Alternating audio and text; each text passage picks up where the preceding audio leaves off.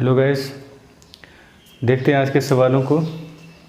आज का जो पहला सवाल हमने लिया है उसमें कहा गया है कि ए और बी के इनकम का और एक्सपेंडिचर का ये रेशियो दिया गया है। ठीक है, इनकम का रेशियो है 5:6 और एक्सपेंडिचर का रेशियो है 3:4 और उन दोनों का सेविंग दिया गया है जो कि अलग अलग है। हमने आपको बताया था कि अगर सेविंग समान होता है तब हम क्या करते हैं, कम्बिनेशन ऑफ रेशियो करते हैं। अगर सेविंग समान होता तो पेन की आवश्यकता नहीं पड़ती, आपका सवाल बिना पेन का बन जाता। लेकिन चूंकि सवाल सेविंग समान नहीं है इसलिए थोड़ा सा कैलकुलेशन का आवश्यकता पड़ेगा। देखिए हम करेंगे क्या। ये पहले भी इस वैरायटी का सवाल हमने पार्ट 10 में बता रखा है आपको, और वहाँ पूरा एक्सप्लेनेशन भी हमने किया था कि क्यों ऐसा करते हैं। यहाँ पर सिंपली सवाल को सॉल्व करेंगे। 5h माइनस 1800, अगर इसके इनकम में हमने 1800 माइनस कर दिया तो क्या हो गया, expenditure, divided by 6h minus 1600। इसके साथ भी हमने ऐसा ही किया। तो ये एक्सपेंडिचर और ये बी का एक्सपेंडिचर, ए का एक्सपेंडिचर, बी का एक्सपेंडिचर, और इन दोनों का अनुपात आपको क्या दिया हुआ है, 3:4। अब इसको हल करने के लिए हम क्या करते हैं, ये हमने आपको बताया था कि 4 से आप 5 में गुना करते हैं 20, और ये 18, डिफरेंस कितने का आया, 2h का। डिफरेंस क्यों, क्योंकि दोनों का साइन सेम है। इक्वल टू 7200 4800, डिफरेंस कितने का, 2400 का, है ना। 7200 में 48 हो जाएगा, डिफरेंस 2400 का ही होगा ना। हाँ ठीक है, तो h का मान यहाँ से आपका कितना हो जाएगा, 1200। अब आपसे क्या पूछा गया है, इनकम ऑफ बी, 12 छक 7200, आपका सही आंसर होगा। ठीक है, तो ये सवाल अगर आपको समझ में नहीं आया है हमारा सॉल्यूशन, इसका मतलब है कि आपने पार्ट 10 का लास्ट क्वेश्चन नहीं देखा है। आप पार्ट 10 का लास्ट सवाल को देख लीजिए, सवाल एकदम आसान लगेगा। आते हैं अगले सवाल में।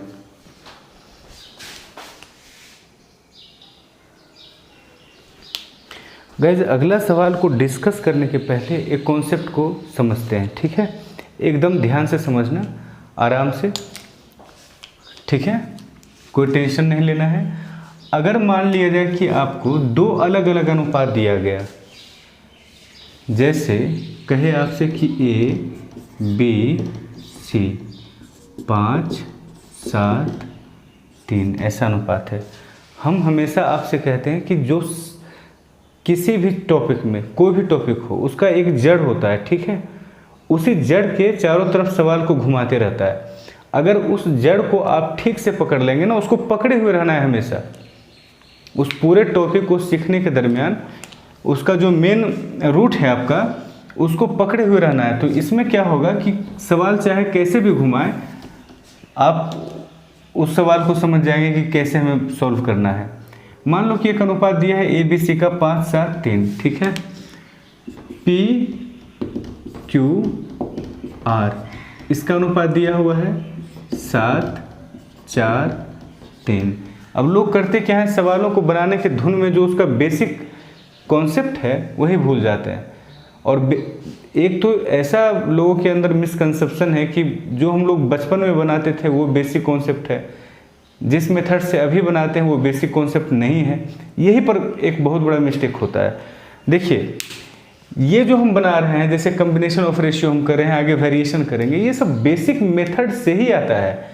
लेकिन लोग इसको अलग अलग करके देखते हैं कि x मान करके बनाओ तो वो बेसिक मेथड हो गया, और कम्बिनेशन ऑफ रेशियो अप्लाई करो तो ये एडवांस मेथड हो गया। ऐसी बात है नहीं, दोनों अगर एक हमें दिखेगा। बेसिक मतलब ये होता है कि जड़ को आप समझ रहे हैं, उसका जो रूट है ना उसे आप समझ रहे हैं, बस, और कुछ बेसिक नहीं है। आप बचपन में जो इवेंट बनाते थे x मान करके, वो भी बेसिक नहीं है, आपको बेसिक नॉलेज था ही नहीं। हकीकत ये है कि ज़्यादातर लोगों को बेसिक नॉलेज था ही नहीं, और टीचर सिखा देते थे कि भाई इसमें x मानो और x मान करके बनाओ तो आंसर आ जाएगा। आंसर आ जाता था, लोग को लगता था कि हम बना लिए हैं, और वो तरीका बेसिक है।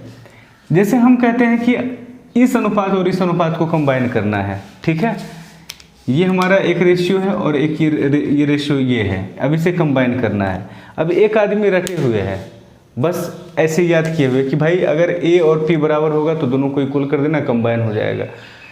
B और Q बराबर होगा, इक्वल कर देना, कंबाइन हो जाएगा। तो अगर रटे हुए हैं तो वो ज़्यादा मतलब वो उसमें फ्लोरिश नहीं करेगा, इन सवालों में क्रिएटिव नहीं हो पाएगा। लेकिन जो इस चीज़ को समझ रहा है ना कि इसका बेसिक कॉन्सेप्ट क्या है, कंबाइन करने का बेसिक कॉन्सेप्ट क्या है, अगर इस चीज़ को समझ रहा है तो सवाल चाहे कितना भी टर्न करेगा, हाँ उसको टाइम लग सकता है, पहली बार में उसको टाइम लग सकता है, अगर एकदम नया तरह से आ जाएगा सवाल सामने तो, लेकिन वो बना लेगा। जैसे हम कहें कि इन दोनों को कंबाइन करना है, मान लो कि, तो बेसिक क्या है कि दोनों का HCF को बराबर करो, दोनों के HCF को बराबर करो। अब HCF को बराबर करने का तरह तरह का तरीका आपको आना चाहिए, जो हमने पहले बताया। और भी कुछ तरीका अगर हो सकता है, अगर किसी दूसरे तरीके से भी HCF बराबर हो सकता है, किसी दूसरे शर्त के तहत भी HCF अगर बराबर हो सकता है, तो हम बराबर करके दोनों को कंबाइन कर लेंगे। तो कॉन्सेप्ट यही है कि कॉम्बिनेशन का आधार क्या है कि HCF को बराबर करो, ठीक है। अब जैसे इन दोनों को कहा जा रहा है कंबाइन करने के लिए, ठीक है, तो अगला जो हम कॉन्सेप्ट समझाएंगे उसको समझिएगा। मान लो कि ये सब चीज़ तो हम देख ही लिए हैं कि AP बराबर हो तब ठीक है, BQ बराबर हो तब उन दोनों को इक्वल करके आप कंबाइन कर लीजिए, A + B + C P + Q के बराबर हो जाए तो दोनों को इक्वल करके आप कंबाइन कर लीजिए। लेकिन देखिए एक चीज़ और हम आपको समझाना चाहते हैं, अगर आपसे कहे ऐसा कि इसका कुछ HCF होगा ना, इसका कुछ HCF होगा, मान लो इसका HCF 50 है, ठीक है, और इसका HCF 60 है, इसका HCF क्या है 50 है, इसका HCF क्या है 60 है, तो क्या कंबाइन किया जा सकता है दोनों को? अगर HCF ही आपको दे दिया जाए तब कहिएगा कि कंबाइन हम कैसे करें। HCF को बराबर हम करते थे ना वहाँ, तो यहाँ पर हम क्या करें, आप क्या कीजिए कि इस HCF 50 ये है ना, इसका 5 निकाल लो और इसमें डाल दो, इंजेक्ट कर दो। इंजेक्ट करने का मतलब कि इसको हम क्या लिख सकते हैं, 5 × 10। जैसे A का वैल्यू पूछेगा तब हम क्या बताएंगे, 5 गुना HCF यानी 5 × 5 × 10, B का वैल्यू 7 × 5 × 10, C का वैल्यू 3 × 5 × 10। तो आप ऐसा कीजिए कि इस 5 को इसमें डाल दीजिए, इस 5 को इसमें हमने डाल दिया, ठीक है। अब हमारा HCF यहाँ पर क्या रह गया, HCF यानी जो हिडन है, जो इसमें नहीं है, जो बाहर है। HCF तो इसका 50 ही होगा, लेकिन हमने क्या किया, 5 इसमें डाल दिया, तो बाहर अब 10 ही ना बच जाएगा, ठीक है। अच्छा, उसी तरह से इसे आप 6 × 10 लिख सकते हैं। अब इसका 6 को इसमें डाल दीजिए, ठीक है, तो यहाँ पर क्या हो जाएगा, 6 × 7, 6 × 4 और 6 × 3, और यहाँ क्या रह जाएगा, केवल 10। अब तो दोनों का HCF समान हो गया, इसका भी HCF हमने 10 कर दिया, इसका भी HCF हमने 10 कर दिया। अब हम दोनों के बीच में ऐसे रेशियो का साइन लगा सकते हैं। इन सब का HCF 10 हो गया। 50 सिर्फ इतना का HCF था, 60 सिर्फ इतना का HCF था, लेकिन जब हमने 5 इसमें डाल दिया और 6 इसमें डाल दिया तो क्या हो गया, पूरे का HCF क्या हो गया, कॉमन रूप से 10 हो गया, यानी हमारा अनुपात कंबाइन हो गया, ठीक है। दैट मीन्स यहाँ से एक चीज़ आप देखिएगा, समझिएगा कि 5 और 6 जो हमने डाला ये था क्या, ये एक्चुअली HCF यानी H1 और इसका HCF यानी H2, इन दोनों का रेशियो था। इन दोनों को हमने क्या किया कि इसका 10 को अलग कर लिया और अनुपात H1 और H2 का क्या था, 5 और 6। और अब इस चीज़ को रट मत लेना कि दोनों HCF का जो रेशियो है उसको हम एकदम समझना है, अंडरस्टैंडिंग होनी चाहिए, पूरा पिक्चराइजेशन आपके माइंड में होना चाहिए। आप मेरी बात को समझ रहे हैं। जो H1 और H2 का अनुपात होगा उसको हम बारी बारी से डाल देंगे इसमें, क्योंकि जब जैसे H1 और H2 का अनुपात ही तो डिफरेंट होता है दो संख्या में। दो संख्या आप लीजिए, कोई भी दो संख्या दुनिया का, उन दोनों का जो अनुपात होता है ना वही ना डिफरेंट होता है, बाकी तो कॉमन ही होता है। जैसे हमने 40 और 30, तो 40 और 30 का अनुपात 4 और 3, तो 4 और 3 डिफरेंट है, बाकी 10 आपका कॉमन है। तो जब हम अनुपात को ही इसमें डाल दिए तब तो कुछ बचा ही नहीं हमारे पास अनकॉमन, जो बचा दोनों HCF में वो कॉमन हो गया, यानी दोनों HCF क्या हो गया, समान हो गया। तो इस तरह से हम रेशियो को क्या करते हैं, कंबाइन कर लेते हैं, ठीक है। अब देखिए आगे बढ़ते हैं।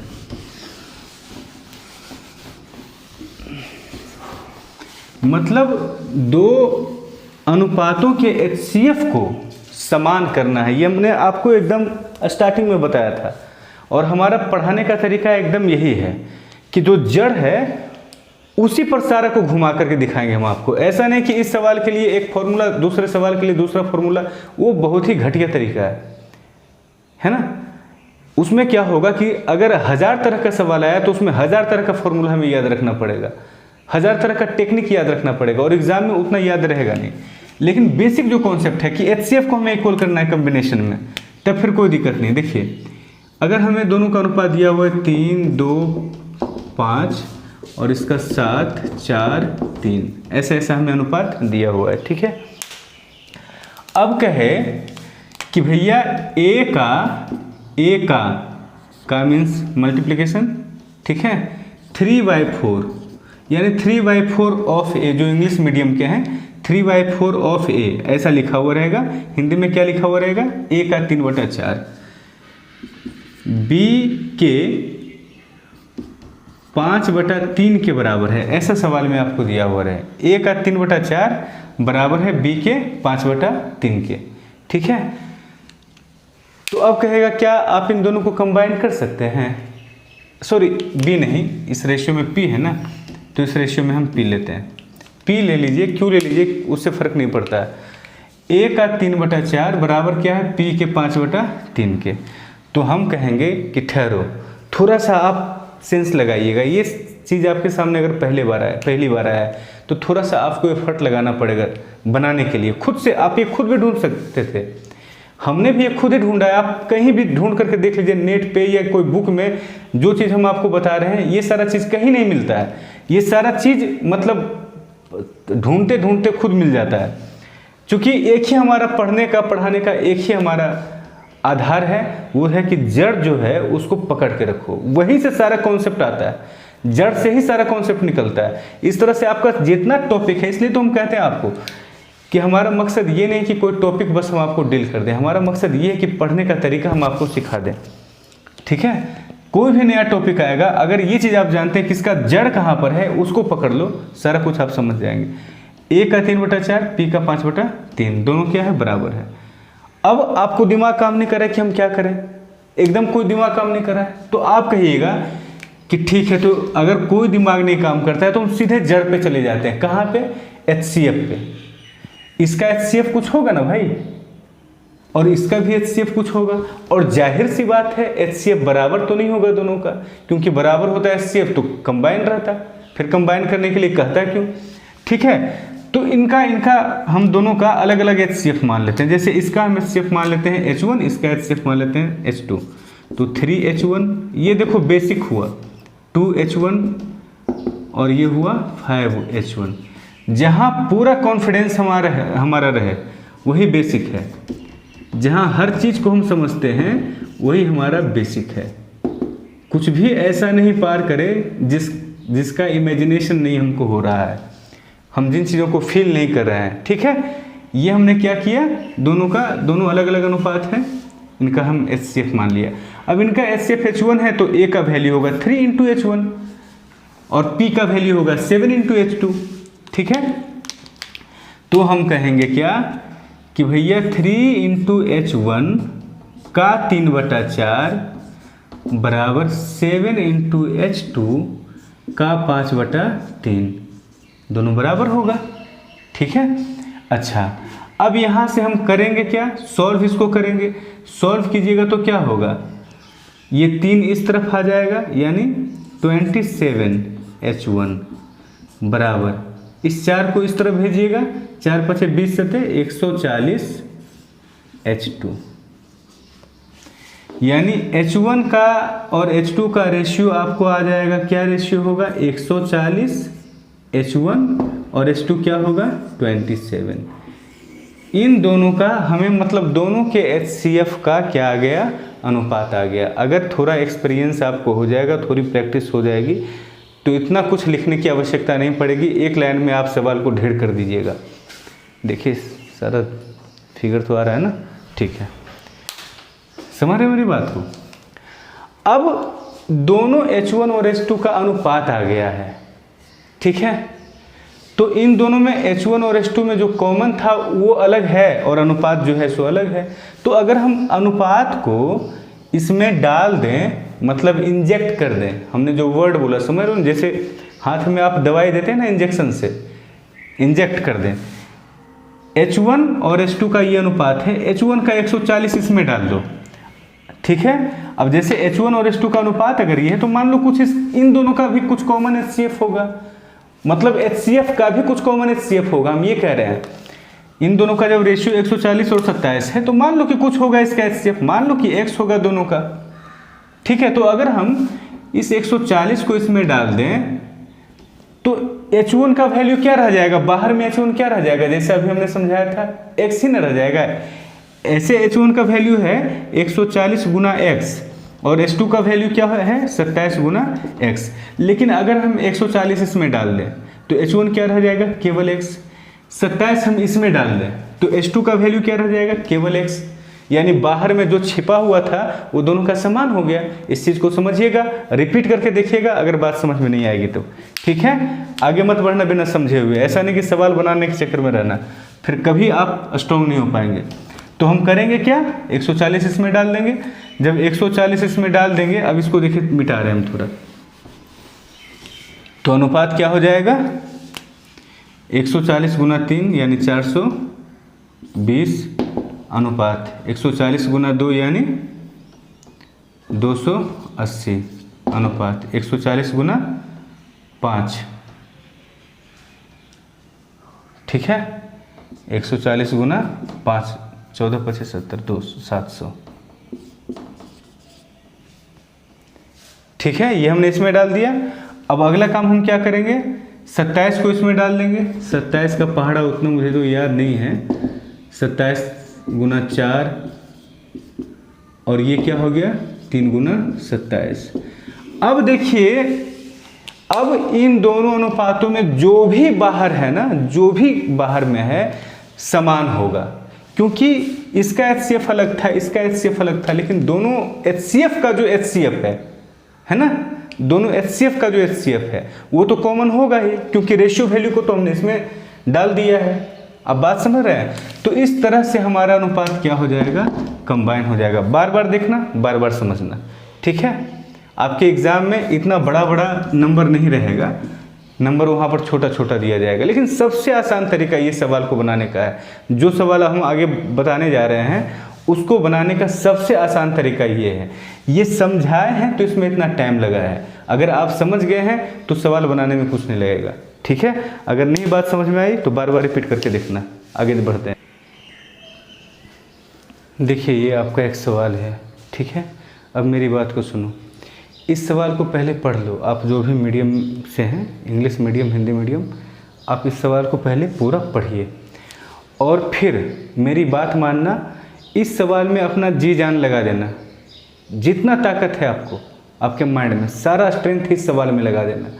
ये सवाल अगर बन गया ना तो आपका कॉन्फिडेंस का लेवल एकदम ऊपर हो जाएगा। आपको ऐसा फील होना स्टार्ट हो जाएगा कि नहीं हम कुछ कर सकते हैं। यानी आप कॉन्सेप्ट को पकड़ते हैं। सवाल को बना लेने का मतलब है कि कॉन्सेप्ट को आप पकड़ते हैं। तो पहले अपना पूरा प्रयास, इसमें पूरा एफर्ट लगा करके इस सवाल का आंसर निकालो, ठीक है। जितना IQ है, जितना शक्ति है, सारा लगा देना। नहीं लगे तो फिर हमारा सॉल्यूशन देखना, क्योंकि सवाल में ताकत लगा देना भी बहुत बड़ी बात है। नहीं भी बने तो कोई बात नहीं, चलिए ठीक है। अब हम उम्मीद करते हैं कि आप देख लिए होंगे पॉज करके, नहीं देखें तो अभी पॉज करके देखिए, खुद से प्रयास कीजिए और फिर हमारा ये सॉल्यूशन देखिए। कहा गया है सवाल में कि A, B और C के इनकम का रेशियो क्या है भाई, 7, 9, 12, ठीक है। और इनके एक्सपेंडिचर का रेशियो दिया हुआ है 8, 9, 15। अब कहा जा रहा है कि A अपनी आय का 1/4 भाग क्या करता है, बचा लेता है। चलो ठीक है, ये है इनका इनकम और ये है एक्सपेंडिचर। अब यहाँ पर समझना कि अगर A अपनी आय का 1/4 भाग बचाता है, यानी 3/4 भाग खर्च करता है, ये अलग अनुपात है, ये अलग अनुपात है, दोनों कंबाइंड है नहीं। दोनों को कंबाइन करने का बस एक ही जरिया हमारे पास है, वो है ये लाइन। A अपनी आय का 1/4 भाग बचाता है, या कहें 3/4 भाग खर्च करता है, या हम कहें कि इसका 3/4 और ये समान है, इसका 3/4 और ये क्या है, समान है। थोड़ा सा समझदार स्टूडेंट रहेगा तो ये कहेगा कि इतना गुना 3 और इतना गुना 4 समान है, जिसने थोड़ा सा फ्रैक्शन वगैरह पे काम किया है। इतना गुना 3 और इतना गुना 4 समान है, तो इसका HCF H1 होगा, इसका HCF क्या होगा, H2 होगा। ठीक है, तो इतना गुना 3 यानी 21 H1 बराबर क्या होगा, इतना गुना 4 यानी 32 H2। तो यहाँ से हमारा क्या हो जाएगा, H1 और H2 का रेशियो क्या आ जाएगा, 32:21। अब इसमें हम 32 से मल्टीप्लाई कर देंगे, इसमें 21 से मल्टीप्लाई कर देंगे। इसमें देखिए हम 32 से मल्टीप्लाई करें ऊपर वाले में, और फिर हमें आंसर निकालना है। देखो आंसर इतना गुना 32 में हमको इतना गुना 21 घटाना है, क्योंकि सेविंग हम कैसे निकालेंगे, इनकम में घटाएंगे एक्सपेंडिचर। तो आंसर तो हमारा यहीं से बहुत आराम से आ जाएगा। ये 9 है ना, इतना गुना 32 आप कीजिएगा, 9 गुना 32 और 9 गुना 21, 9 कॉमन आ जाएगा, 32 में 21 गया, 11 9 99 बीच में आपका होना चाहिए, किस में है, बीच में ये है, तो ये आपका आंसर सही हो जाएगा। आंसर तो बस इतना ही में आपका आ गया। आपके पास थोड़ा सा अच्छा प्रैक्टिस होना चाहिए, अच्छी समझ होनी चाहिए, अच्छा आपका कंसंट्रेशन होना चाहिए। ऐसा कंसंट्रेशन नहीं होना चाहिए कि सवाल को हम बना रहे हैं तो बनाते बनाते मुझे एक चुटकुला की आवश्यकता है। देखिए इसमें हम क्या करेंगे, 32 से मल्टीप्लाई करेंगे, पूरा हम दिखा दे रहे हैं करके आपको। चलिए दोनों का रेशियो H1 H2 का रेशियो आ गया है, H1 32 H2 21, इसमें हमने 32 से मल्टीप्लाई किया, ठीक है, और इसमें हम 21 से मल्टीप्लाई करेंगे। तो ये है इनकम, ये है एक्सपेंडिचर, दोनों कंबाइन है। कॉम्बिनेशन में हमने कहा ना कि जब कंबाइन हो जाता है तो इसका 1 यूनिट इसका 1 यूनिट समान हो जाता है, तो हम आराम से इसमें इसको घटा सकते हैं। अब इसमें इसको घटाने के लिए हमें करना क्या होगा, इस तरह का साइन देना होगा, लेकिन हम पूरा घटाएंगे तो हमारा काफ़ी एग्जाम में टाइम वेस्ट होगा। हम देखेंगे कि भाई हमारा ऑप्शन 4 में किसी एक को सेलेक्ट करना है ना, तो सबसे आसान हमारे लिए कहाँ पर है, यहाँ पर हमको सबसे आसान दिख रहा है, ठीक है, तो यहाँ पे हम माइनस कर देंगे। माइनस करने का क्या तरीका हो जाएगा, 9 कॉमन आ जाएगा अंदर में, 32 माइनस 21 रह जाएगा, यानी 9 गुना 11। हमारा आंसर क्या हो जाएगा, बीच में 99 होना चाहिए। तो एक ही ऑप्शन में, अगर 2 ऑप्शन में होता तो कोई और पकड़ लेते, जैसे मान लो कि ये पकड़ लेते। इसमें हम क्या करते, 32, देखिए इधर हम दिखा रहे हैं, ये वाला मिटा ही दे रहे हैं, ये तो आप समझ ही गए होंगे। और अगर नहीं समझे होंगे तो भाई हम ये भी करके दिखा दे रहे हैं आपको कि 7H1 का यानी गुना 3/4 खर्च होता है, यानी 8H2। यहीं से हमने सॉल्व करके क्या किया, H1 और H2 का अनुपात हमने क्या लिखा, आपका 32:21, ये हो जाएगा। आप सॉल्व करके देख लीजिएगा, ठीक है। तो ये सब चीज़ें आपसे शॉर्ट में होनी चाहिए बंधु, नहीं तो फिर दिक्कत है। देखिए माइनस करने के लिए हम क्या करेंगे, 7 और 8 दोनों में कॉमन है ना, तो 7 गुना 8 को आप बाहर निकाल लीजिए, यानी 56 आपका बाहर आ गया। अंदर में यहाँ पर क्या रह जाएगा, 8 चौक 32 होता है तो 4, यहाँ 7 3 21 होता है तो 3, यानी कि आपका फर्स्ट में क्या होना चाहिए, 4 में 3 गया, एक रहे ना रहे फर्क नहीं पड़ता है मल्टीप्लिकेशन में। फर्स्ट में आपका क्या रहना चाहिए, 56। देखिए उससे भी आपका ऑप्शन कौन सा आता है, डी आता है। तो पूरा काम नहीं करना है, हम ऑप्शन दिया जाता है, यानी आपके IQ का टेस्ट है, पूरा काम नहीं करना है, ठीक है। तो पहला सवाल आपका बन गया। आइए दूसरे सवाल में आते हैं। एक और ऐसा ही सवाल हम लेंगे, उसके बाद वैरायटी चेंज करेंगे।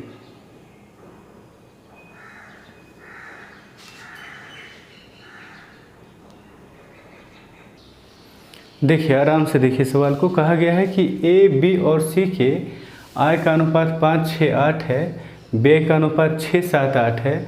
A अपनी आय का 1/5 भाग सेव करता है। हमने इंग्लिश में शॉर्ट में लिख दिया है सवाल, क्योंकि सवाल लिखने में काफ़ी टाइम वेस्ट हो जाता है, हमारे पास बहुत ज़्यादा टेक्नोलॉजी है नहीं, इस कारण, फिर भी ठीक है। देखिए पहले इनकम का रेशियो क्या दिया गया, 5 6 8। एक्सपेंडिचर का रेशियो क्या दे दिया गया, 6 7 8। ये है इनकम, ये है एक्सपेंडिचर। सेविंग का रेशियो पूछा गया है, इनकम माइनस एक्सपेंडिचर सेविंग होता है, तो इसमें इसको घटा दो, आपको सेविंग का रेशियो आएगा। लेकिन अभी हम घटा नहीं सकते हैं। क्यों नहीं घटा सकते हैं, क्योंकि दोनों कंबाइन नहीं है, इसमें हम इसको घटा नहीं सकते हैं, ठीक है। तो हम करेंगे क्या, कंबाइन करेंगे। कंबाइन कहाँ से होगा, ये जो लाइन दिया है ए अपनी आय का 1/5 भाग बचाता है, इसका मतलब है 4/5 भाग खर्च करता है। दैट मीन्स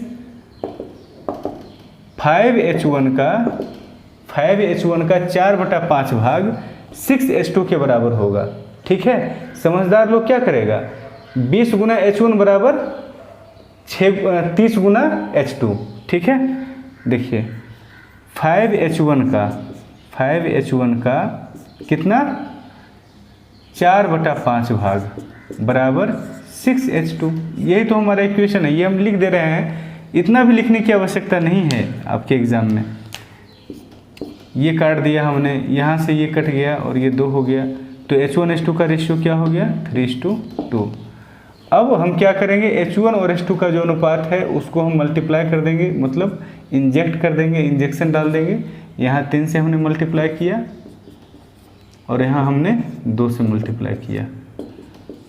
अब हमारा दोनों अनुपात कंबाइन हो गया, सेविंग का रेशियो आराम से निकल जाएगा। ठीक है, किसी एक को पकड़ लीजिए, यहाँ तो लास्ट में 8 होगा, ये तो समझ में आ रही बात, लेकिन 2 ऑप्शन है जिसके लास्ट में 8 है। 6 × 18, 7 दूना 14, डिफरेंस कितने का, 4 का, यानी बीच में 4 होगा। तो आपका ऑप्शन नंबर कौन सा सही हो गया, ए। लास्ट में 8, बीच में 4, हमारा आंसर क्या हो गया, ए। देखिए ये सवाल कितना आसानी से बन जाता है। इस सवाल का सोल्यूशन आप बुक में देखिए, पूरा 1 पेज में दिया हुआ होगा। यही है कि कॉन्सेप्ट अगर आप समझ गए हैं तो किसी भी सवाल का सॉल्यूशन लंबा नहीं जा सकता है। ठीक है, आइए अगला सवाल देखते हैं। अगला सवाल फिर वैसा ही है, इसको लिखने में अपना टाइम वेस्ट बिल्कुल भी नहीं करेंगे।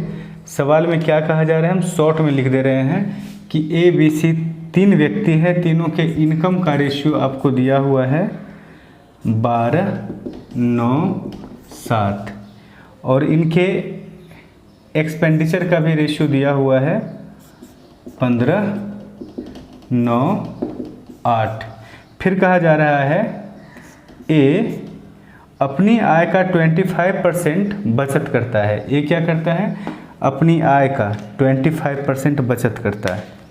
ये हम लिख दे रहे हैं, ए अपनी आय का 25% बचत करता है, यानी a saves 25% of his income. Short में हमने लिख दिया, ए अपनी आय का 25% बचत करता है। ठीक है, तो यहाँ से अब सेविंग का रेशियो पूछा जा रहा है, यानी बचत का रेशियो पूछा जा रहा है आपसे। तो हम सबसे पहले काम क्या करेंगे, इनकम और एक्सपेंडिचर को कंबाइन करेंगे। कंबाइन कैसे करेंगे, ये जो लाइन हमें दिया गया है इसी के द्वारा कंबाइन होगा। 25% बचत करता है, यानी 75% खर्च करता है। तो इसका 75%, ए का जो इनकम है उसका 75%, यानी 3/4। आप फ्रैक्शन में जानते हैं ना, 75% का फ्रैक्शनल वैल्यू कितना होता है, 3/4। तो इसका 3/4 इसके बराबर होगा, है ना।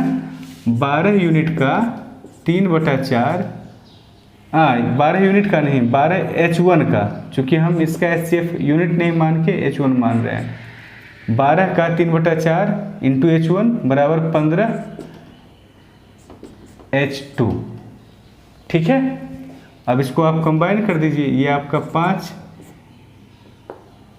सॉरी ये 4 होगा ना, ये 4 और ये आपका 5। दैट मीन्स हमारा रेशियो क्या आ गया बंधु, 5 और 4। H1 और H2 का अनुपात क्या होगा, 5:4। अब इसमें 5 से मल्टीप्लाई कर दो, इसमें 4 से मल्टीप्लाई कर दो। चलो 5 से और यहाँ 4 से। अच्छा, ऑप्शन तो इसमें हमने लिखा नहीं, चलिए निकाल ही लेते हैं। ये गड़बड़ है, ये कुछ गलत लिखा गया है शायद, नहीं तो ये 0 तो आ नहीं सकता। ये 12×5 60 और 15×4 60 हो रहा है। देखिए एक माइनर सा मिस्टेक कैसे होता है, यहाँ 4 को 12 से काटेंगे तो 3 आएगा ना, हमने यहाँ 4 लिखा है। स्टूडेंट रहते थे तो बता दिया करते थे कि सर आपने यहाँ मिस्टेक कर दिया है, तो हम सुधार लिया करते थे। टीचर ही स्टूडेंट को नहीं सुधारता है, स्टूडेंट भी टीचर को सुधारा करता है। देखिए अनुपात क्या हुआ, दोनों के HCF का 5 और 3, यानी ये H1 और H2 का हमारा अनुपात आ गया। H1 और H2 का अनुपात, H1 इसमें डाल दो, 5 तो ठीक आपने डाला है, लेकिन यहाँ पर आपको 4 नहीं डालना है, क्या डालना है, 3 डालना है, 3। अब आपका काम आराम से हो जाएगा। 60 में गया 45, यानी पहले जगह पे होगा क्या, 15, ठीक है। और ये आपका 9, देखिए इसको 45 में 27 मत घटाइएगा, आप ऐसे कीजिएगा, चूँकि 9 कॉमन है ना, तो 9 गुना 2 यानी 18 इसका होगा डिफरेंस।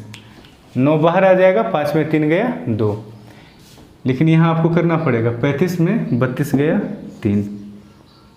अच्छा, तो अभी हमारा क्या हो जाएगा, अभी भी ठीक है ना, 8 या 24 ही है, यानी 11। दैट मीन्स हमारा रेशियो क्या आ गया, 15, 18, 11, ये हमारा अनुपात है, ठीक है। अब देखिए ऑप्शन क्या क्या दिया है, हम देख लेते हैं। ऑप्शन में 15, 18, 19, 18, 11, 19, 15, 18, 11, 15, 19, 10, यानी सी नंबर ऑप्शन आपका सही। आइए अगले सवाल में आते हैं।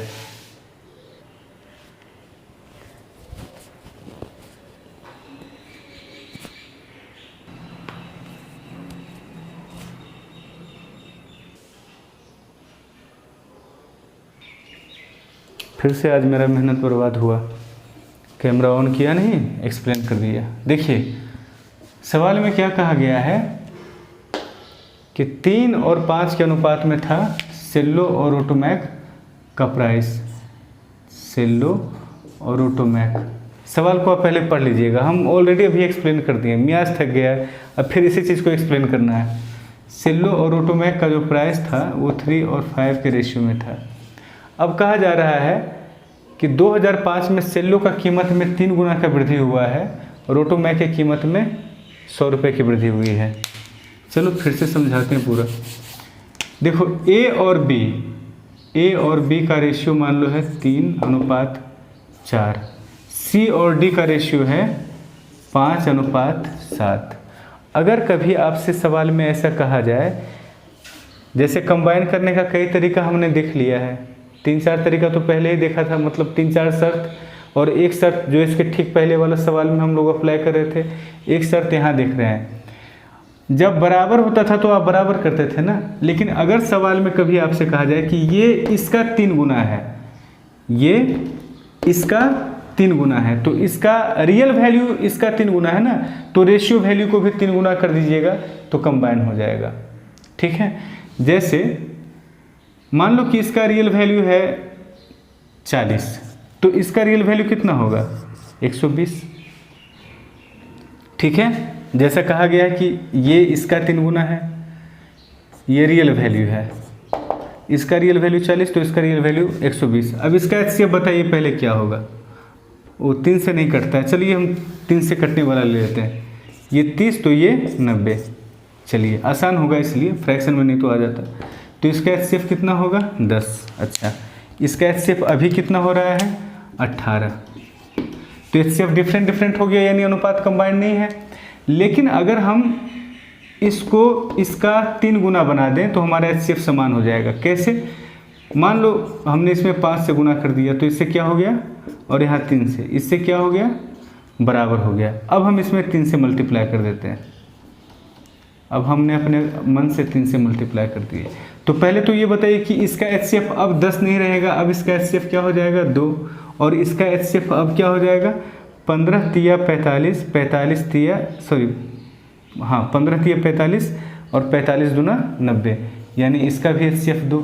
तो इस एग्जाम्पल से आप समझ गए होंगे कि इसका रियल वैल्यू अगर 3 गुना है तो रेशियो वैल्यू को भी हम 3 गुना कर देंगे, तो हमारा एचसीएफ क्या हो गया, समान हो जाएगा और दोनों अनुपात कंबाइन हो जाएगा। मेरी बात को आप समझ रहे हैं, चलिए ठीक है। अब इस सवाल का सॉल्यूशन देख लीजिए। सवाल में कहा गया है कि दोनों पेन का, यानी सेल्लो और ऑटोमैक का जो पेन था, सवाल आपने पढ़ लिया है ना, नहीं पढ़ा है तो पहले पढ़ लीजिए ठीक से, फिर देखिएगा सॉल्यूशन। पॉज करो और पढ़ो।